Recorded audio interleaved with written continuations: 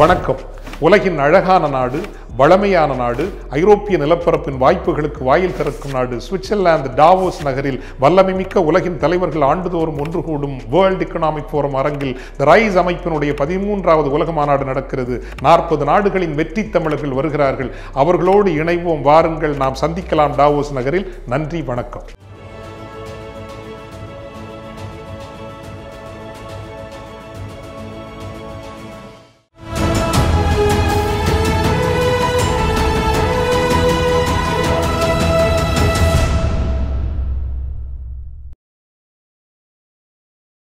தமிழ் நேயர்களுக்கு அன்பு வணக்கம். நம்மோட அதிமுக முன்னாள் எம்பி திரு கே.சி. பழனிசாமி இணைந்திருக்கிறார். வாருங்கள், அவரோட பேசலாம். சார் வணக்கம். வணக்கம் தம்பி. வேலுமணி அவர்கள் பகிரங்கமா பேட்டி கொடுத்துட்டாரு. எனக்கு எந்த அதிருப்தியும் இல்லை, நான் கட்சிக்கு விரோதமாக எதுவும் செய்ய மாட்டேன், எடப்பாடியார் தலைமையில தான் கட்சி இயங்கும், 2026 அவரை முதலமைச்சர் ஆக்குவோம் அப்படின்னாரு. எப்படி பாக்குறீங்க? இல்ல, அது கூட இன்னொன்னு சொல்லியிருப்பாரு, அதை நீங்க மறைச்சிட்டீங்க. 40 தொகுதியிலையும் இப்ப நடைபெற்ற நாடாளுமன்ற தேர்தலில் வெற்றி பெறுவோம் என்று. அதுல இருந்தே அவர் சொன்னதுல எவ்வளவு தூரத்துக்கு உண்மைகள் இருக்கு என்பதை நம்ம புரிந்து கொள்ளலாம். அடுத்து 2026 200 தொகுதிகளுக்கு மேல் வெற்றி அடைவோம் என்று சொல்லி இருப்பார். இப்ப திடீர்னு அதே மாதிரி இன்னைக்கு காலையில திரு எடப்பாடி பழனிசாமியும் பேட்டி கொடுத்திருப்பார். அதாவது வாக்காளர் பட்டியலில் இருந்து வாக்குகள் காணாம போயிடுச்சுன்னு சொல்லி. தேர்தல் வாக்குப்பதிவு நடந்து முடிந்து 1 மாத காலம் ஆகிறது. அப்ப இதை புரிந்து கொள்ளவே எடப்பாடி பழனிசாமி அவர்களுக்கு 1 மாத காலம் ஆகியிருக்கிறது. ஏன்னா நேற்று பல தொலைக்காட்சிகள்ல, செய்தி ஊடகங்கள்ல நான் பேட்டி கொடுத்திருந்தேன். அதாவது 3 நிலைப்பாடுகள், 20 தொகுதிக்கு மேல, குறைந்தது 10-15 தொகுதிகளுக்கு மேல அதிமுக நாடாளுமன்ற தேர்தலில் வெற்றி பெற்றால் எடப்பாடி பழனிசாமியுடைய அந்த தலைமை உறுதி செய்யப்பட்டுவிடும். ஒருவேளை ஒரு 2-5 தொகுதிகளுக்குள்ள வெற்றி பெற்று ஒரு 25% மேல வாக்குப்பதிவு அல்லது ஒரு 30% வரை வாக்கு பெற்றால் ஒன்றுபட்ட அதிமுக தேவை. அது இருந்தால் மட்டும்தான் அடுத்து வருகிற சட்டமன்ற தேர்தலில் நாம் வெற்றி பெற முடியும் என்பதை வாக்காளர்களும் அதிமுகவினுடைய உறுப்பினர்களும் தொண்டர்களும் வலியுறுத்துவார்கள். அந்த நிலை ஏற்படும், ஒன்றுபட்ட அதிமுக ஏற்படும். ஒருவேளை மிக கடுமையான ஒரு தோல்வியை 25% வாக்குகளுக்கு கீழ் பெற்று பாரதிய ஜனதா கட்சி ஒரு 5-6 இடங்களில் 2ஆம் இடத்தை பிடித்த ஒரு சூழ்நிலை வந்தால் நிச்சயமாக ஆட்சி மாற்றம் என்பது தவிர்க்க முடியாது. அதாவது தலைமை மாற்றம் என்பது தவிர்க்க முடியாது. எடப்பாடி பழனிசாமியினுடைய தலைமை மாற்றப்பட வேண்டிய ஒரு கட்டாயம் அதிமுக தொண்டர்களுக்கு ஏற்படும்.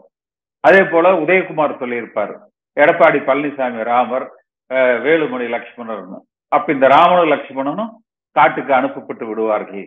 யாரேனும் எம்ஜிஆர் விசுவாசி எப்படி ராமர் ஆட்சிய அவரது காலடிகளை வைத்து பரதன் நடத்தினாரோ, அது மாதிரி புரட்சி தலைவர் எம்ஜிஆர் ஆட்சியை எம்ஜிஆர் வழி வந்தவர்கள் வழிநடத்த வேண்டிய ஒரு நிலை ஏற்படும் சொல்லியிருப்பேன். அதுக்கப்புறம் இன்னைக்கு காலையில பார்த்தா எல்லாம் வேக வேகமா பேட்டி கொடுக்கிறாங்க. எடப்பாடி பழனிசாமி ஒரு பக்கம் தோல்விக்கு இதுதான் காரணம்னு இப்பவே அவர் தேட ஆரம்பிக்கிறார். அதாவது ஓட்டெல்லாம் காணாம போயிடுச்சு, அதனாலதான் எங்களுக்கு வர வேண்டிய வாக்குகள் வரல என்கிற காரணத்தை வாக்குப்பதிவு முடிந்து 1 மாத காலத்திற்கு பின் கண்டுபிடிச்சு சொல்றாரு.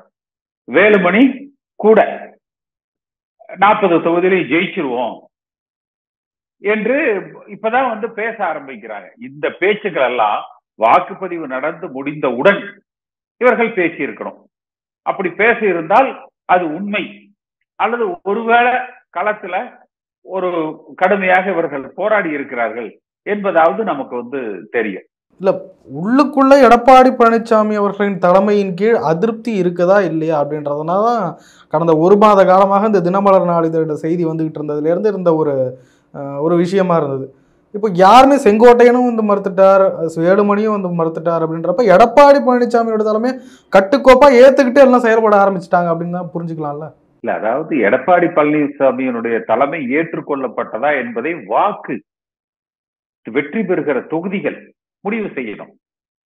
இப்ப அவங்க 2 பேரும் செங்கோட்டையனும் வேலுமணி ஏத்துக்கிட்ட போதுமா என்ன? தமிழ்நாட்டு மக்கள் எடப்பாடி பழனிசாமியை ஒரு தலைவராக ஏற்றுக்கொண்டு நடைபெற்று முடிந்த நாடாளுமன்ற தேர்தலில் ஒரு 25-30 தொகுதிகள்ல வாக்களித்து வெற்றி பெற வைத்து விட்டார்கள் அப்படின்னு நம்ம ஏத்துக்கலாம் எடப்பாடி. அதனாலதான் உங்களுக்கு சொன்ன அந்த முதல் நிலைப்பாடுல அப்ப தமிழ்நாட்டு மக்கள் அவரை அங்கீகரித்து விட்டார்கள் தலைவராக என்று நம்ம எடுத்துக்கலாம். எடப்பாடி பழனிசாமியை செங்கோட்டையின்னு வேலுமணி ஏற்றுக்கிட்டா போதுமா என்ன? அது கூட உண்டான மக்கள் ஏற்றுக்கொள்கிறார்களா?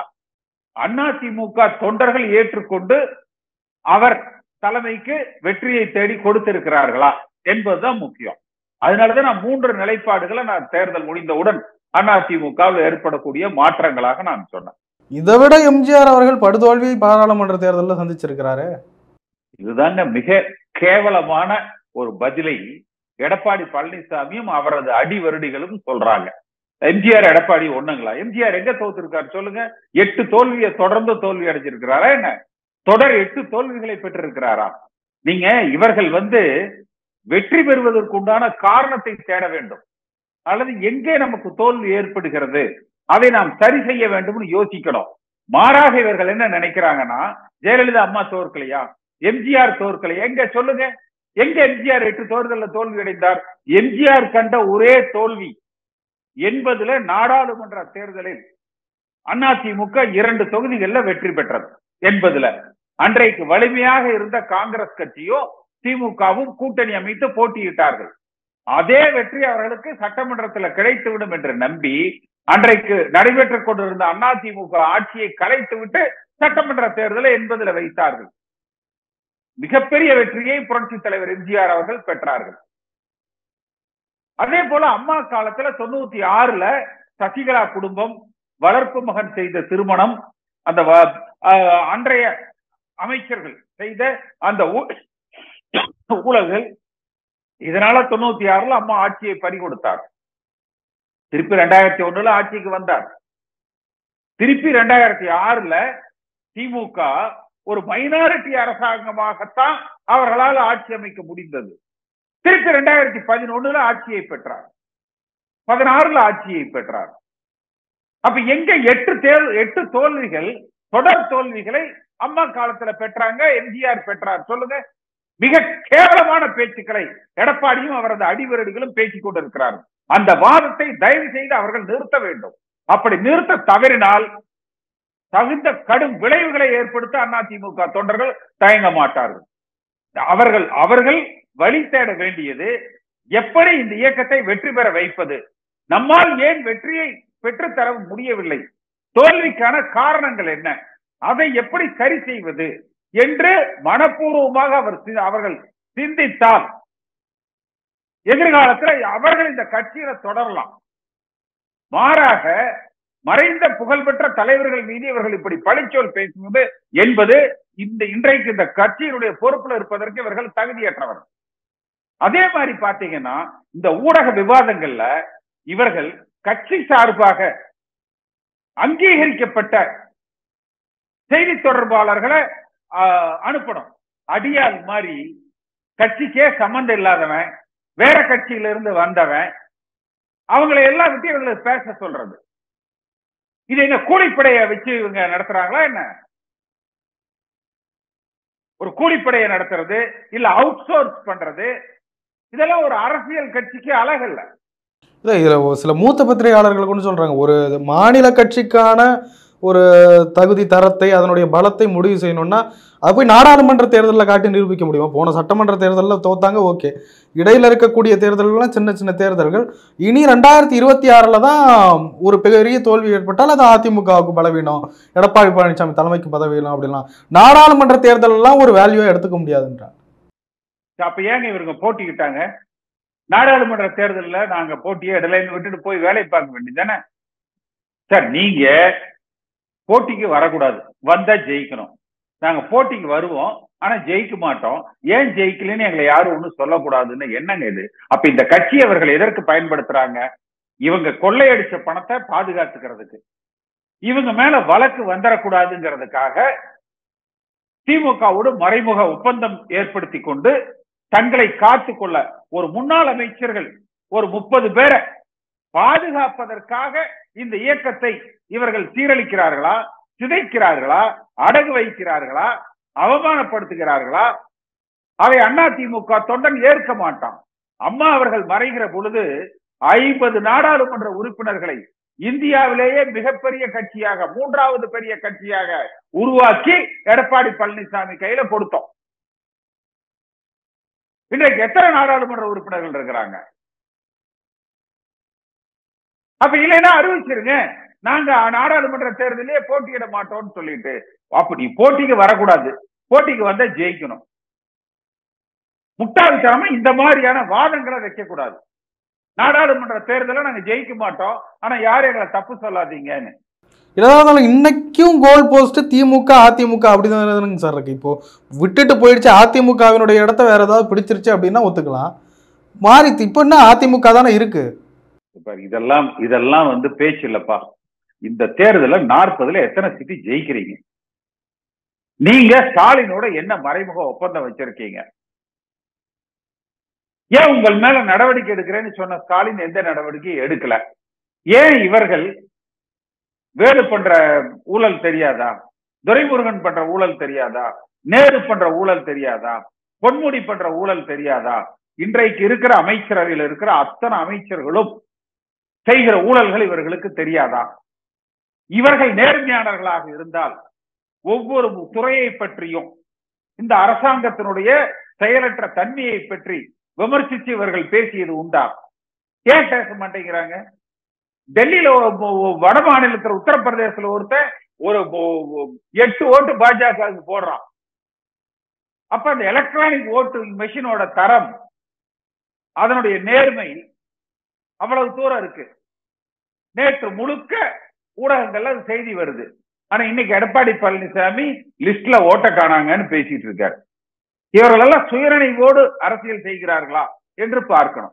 இல்ல சார், நீங்க இதை இப்படி பார்க்கல. இப்ப திமுக ஜெயிக்குது, ஒருவேளை 40ல கூட ஜெயிக்குதுன்னு வச்சுக்கோங்களேன். திமுக கிட்ட ஒரு மெகா கூட்டணி இருக்கு. கூட்டணி பலத்தோட சிறிய சிறிய கட்சிகளின் பலத்தோட அவங்க ஜெயிக்கிறாங்க. அதிமுக தனிச்சு நிக்குது இல்ல, அப்ப திமுகவுக்கு இணையா இன்னும் இருக்காங்க அப்படின்னு புரிஞ்சுக்க முடியாது. உங்களை யாரு கூட்டணி சேர்க்க வேண்டாம்னு சொல்லி சொன்னாங்க? யாராவது சொன்னாங்களா? இல்ல அதெல்லாம் இல்ல, நீங்க தனிச்சுதான் நிக்கணும்னு உங்களை யாராவது கட்டாயப்படுத்தினாங்களா? பாஜகவை விட்டு வெளியில வரணும்னு உங்களை போன்றவர்கள் தானே சார் வலியுறுத்தினீங்க. கூட்டணியை நான் பார்த்துக் கொள்கிறேன், களப்பணியை நீங்கள் பார்த்துக் கொள்ளுங்கள் சொன்னது யாருங்க? இல்ல, உங்களை போன்றவர்கள் பாஜக வேணாம்னு வற்புறுத்தினீங்கல்ல. சரி, அப்ப வேற எந்த கட்சி கூட கூட்டணி அமையக்கூடாதுன்னு சொன்னாங்களா என்ன? கூட்டணியை நான் பார்த்துக் கொள்கிறேன். திருச்செங்கோட்டுல, நாமக்கல் மாவட்டத்துல எடப்பாடி பழனிசாமி பேசினாரு, மெகா கூட்டணியை அமைப்போம் என்று. உங்களை நம்பி வருவதற்கு யாரும் தயாராக இல்லை. ஏன்னா நீங்கள் உறுதியாக வெற்றியை பெறுவீர்கள்.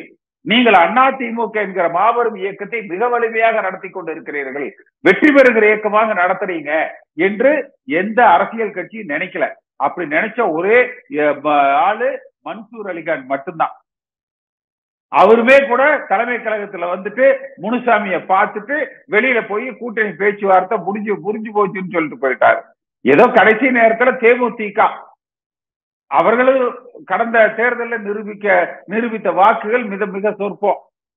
இந்த தேமுதிகவை சென்ற முறை நம்ம முனுசாமியும் வேலுமணியும் அதிக அளவில் அவமானப்படுத்தினாங்க.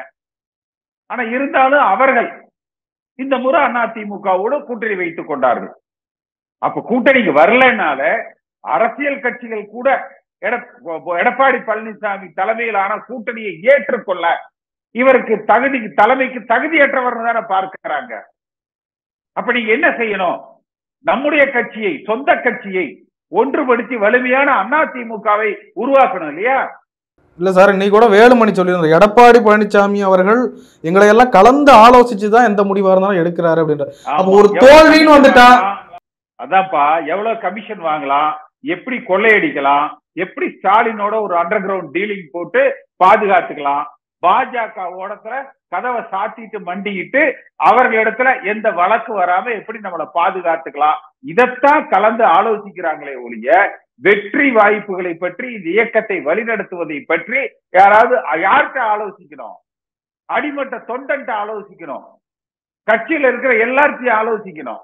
உடனே வேலுமணி, தங்கமணி, முனுசாமி, இப்படி ஒரு 3-4 பேர்த்துக்கிட்ட வந்து இவங்க ஆளு வச்சா பத்தாதுக்கு இந்த உதயகுமார் ஒரு ஆளு. நீங்க உதயகுமார் தான் பாத்தீங்கன்னா எல்லா வீழ்ச்சிக்கு முன்னால, இந்த மழை வர்றதுக்கு முன்னாடி வந்து அந்த தூர்வான வரும் பாருங்க, ஓபிஎஸ் பதவி இறங்குவதற்கு முன்னால பெரும் புகழ்ச்சி வார்த்தைகளோட பேசினது யாரு? உதயகுமார். அடுத்து சசிகலா தான் தலைமை ஏற்கணும் என்று அம்மா சமாதிக்கு போனது யாரு? அடுத்து எடப்பாடி பழனிசாமி தான் வரணும் என்று வேண்டுதல் வைத்தவர் யாரு? எனக்கு அதுல இன்னொரு விஷயம் புரியல. இதுவரைக்கும் ஜெயக்குமார் தான் பேசுவாரு எல்லாம் இந்த மாதிரியான விஷயங்களை. இப்ப எங்க இருந்து வந்து உதயகுமார் வந்தாரு? ஜெயக்குமாருக்கு சப்ஜெக்ட் இருக்குதோ இல்லையோ அப்படியே ஒரு உருட்டுவாரு. என்ன பேசணும்னு அவருக்கு தெரியாது, மற்றவங்களுக்கும் புரியாது. இவர் நல்லா நிறுத்தி நிதானமா நெகட்டிவா இருக்கிற அத்தனையும் பேசிட்டு போயிடுறாரு. இல்ல சார், தோல்விக்கான மொத்த பழிகளையும் தூக்கி எடப்பாடி பழனிசாமி அவருடைய தலையில மட்டுமே வைக்க முடியுமா? மற்ற நிர்வாகிகள் இருக்காங்க, மாவட்ட நிர்வாகிகள் இருக்காங்க, முன்னாள் அமைச்சர்கள் இருக்காங்க. அது எப்படி நியாயமா இருக்க முடியும்?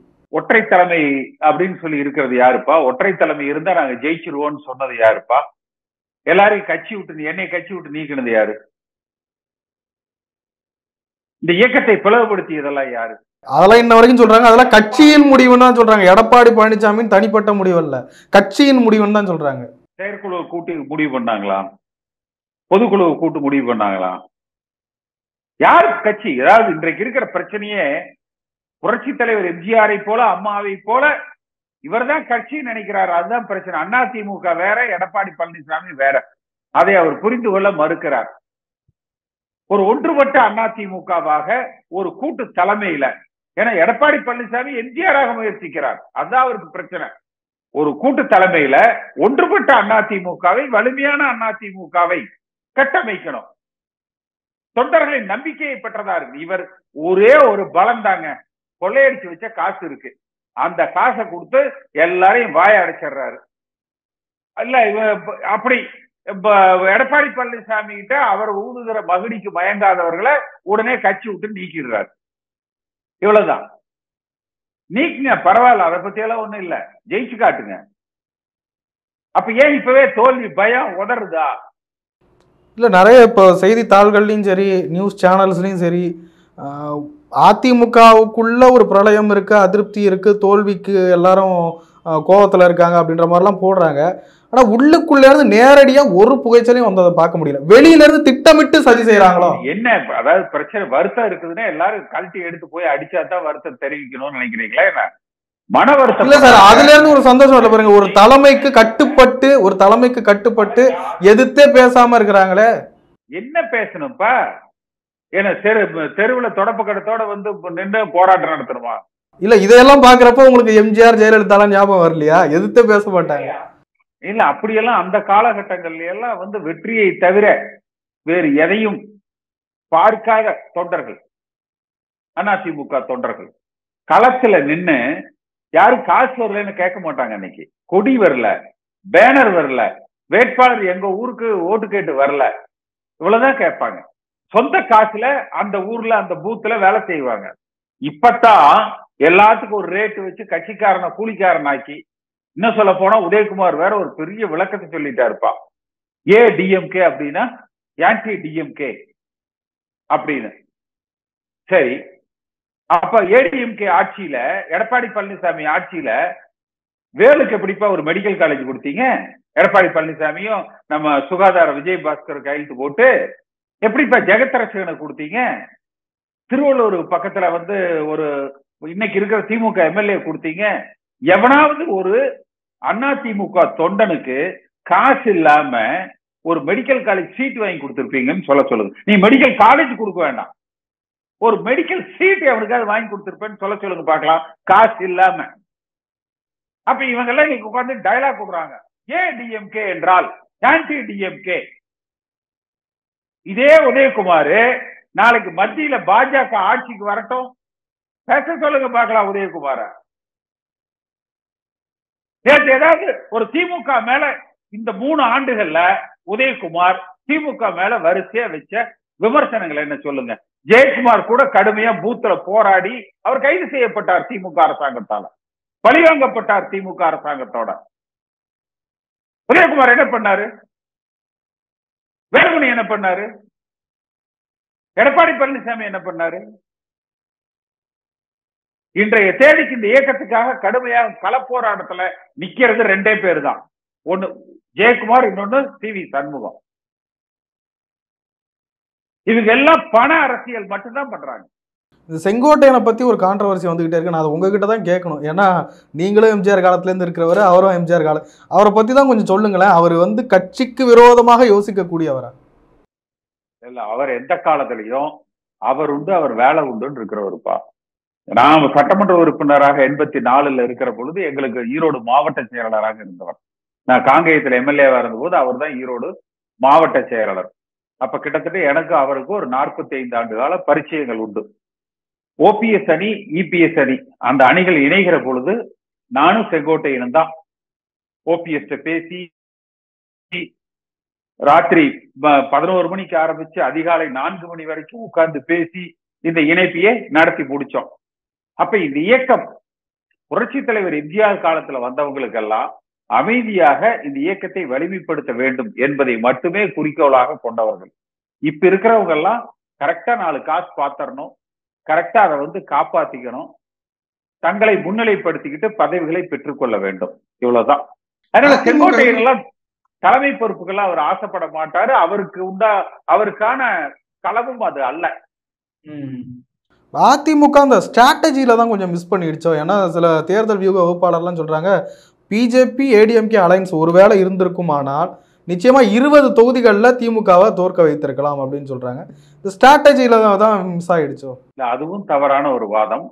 எடப்பாடி பழனிசாமியை நான் பாராட்டக்கூடிய ஒரே இடம் அந்த பாஜகவை எதிர்த்து தனித்து பாஜக கூட்டணி இல்லாம களத்துல நின்னது.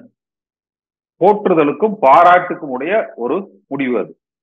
நிச்சயமா அதனுடைய பலன் 2019 நாடாளுமன்ற தேர்தலில் அதிமுக என்ன ஓட்டு பெற்றதோ, இவ்வளவு கூட்டணிகளோடு இருந்து அன்றைக்கு பாட்டாளி மக்கள் கட்சி, பாஜக எல்லோரும் இருந்த அந்த கூட்டணி பெற்ற வாக்குகளை விட இந்த தேர்தலில், நாடாளுமன்ற தேர்தலில் 2024 அதிக வாக்குகளை அதிமுக பெறும் என்று நான் எதிர்பார்க்கிறேன்.